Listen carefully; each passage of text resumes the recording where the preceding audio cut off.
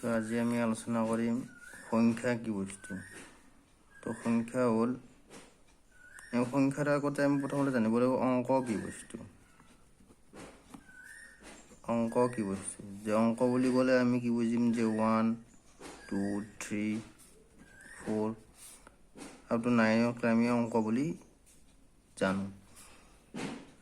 আকৌ সংখ্যা হ'লে কৈছে কি 10 11 12 এইবিলাক যেতিয়া আমাৰ দুটা ডিজিট অৰ্থাৎ দুটা অংক লগ লাগিব, দুটা অংক লগ লাগিলে আমি তাক সংখ্যা বুলি গণ্য কৰোঁ। তাক কি বুলি কওঁ, আমি সংখ্যা বুলি জানো। অৰ্থাৎ যদি এটা ডিজিট হয়, অৰ্থাৎ যদি এটা অংক এটা থাকে, গতিকে আমি তাক অংক বুলি চিনাক্ত কৰিব পাৰোঁ। আৰু যদি দুটা ডিজিট থাকে, যেনেকৈ 0 যেনে 1 আৰু 0 যদি লগ লাগে, তাক আমি কি বুলি কওঁ, সংখ্যা বুলি কওঁ।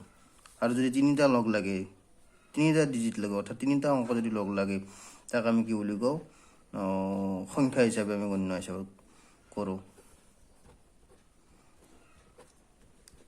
তো সংখ্যা বুলি ক'লে আমি কি কৰোঁ, দুটাৰ পৰা আৰম্ভ হ'ব আপ টু অসীমলৈ। আৰু যদি অংক বুলি কওঁ, আমি কি বুলি কওঁ, তাক আমি কি বুলি কওঁ, 1 2 3 4 9 এইবিলাক কি অংক হয়। 0 এইবিলাক কি হয়, অংক হয়। গতিকে আমি এইখিনি কথা বুজি পালোঁ যে অংক কি বস্তু আৰু সংখ্যা কি বস্তু আমি ইতিমধ্যে বুজি পালোঁ। তো এইবাৰ আমি আহি পাম যে সংখ্যাৰ পৰিচয়। সংখ্যাবিলাক আমি কেনেকৈ পৰিচয় কৰিম। তেনে সংখ্যাৰ পৰিচয় বুলি ক'লে সংখ্যাৰ পৰিচয়, তো সংখ্যাৰ পৰিচয় বুলি ক'লে যেনে ধৰি লওক 10 1 আৰু 0, গতিকে ইয়াক আমি কেনেকৈ মাতিম, অৰ্থাৎ ইয়াৰ নাম কি, ইয়াক আমি কি বুলি ক'ম, 10 বুলি ক'ম। 10 ধৰি লওক অলপমান ডাঙৰ সংখ্যা, যেনেকুৱাকৈ 1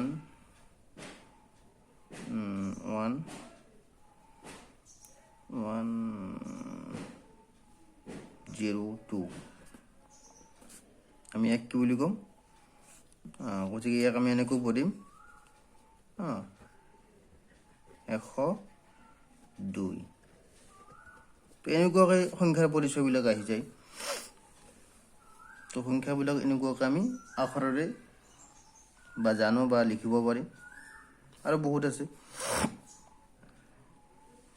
ধৰি লওক 2 12, গতিকে ইয়াক আমি কেনেকৈ 212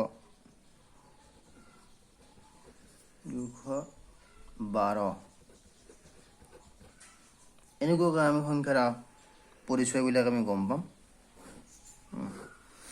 গতিকে সংখ্যাবিলাক এনেকুৱাকৈ মাতা যায়, বা ধৰি লওক 10 বুলি ক'লে 10, গতিকে এইখিনি হ'ল সংখ্যাৰ পৰিচয়। তো ইয়াৰ পিছত আৰু বহুত ধৰণে সংখ্যাৰ পৰিচয়বিলাক আছে, যেনেকুৱাকৈ আমি ডাঙৰ সংখ্যাবিলাক আমি গণ্য কৰিব লগা হয়। তেনেকুৱাকৈ সংখ্যাৰ পৰিচয় বুলি ক'লে আমি আৰু এটা বস্তু লক্ষ্য কৰা যায়, যেনেকুৱাকৈ 212টো আমি কেনেকৈ আমি বিস্তৃত হিচাপে গম পাওঁ যে ইয়াত 212টো আমি ক'ত কি কেনেকৈ বস্তুটো আছে।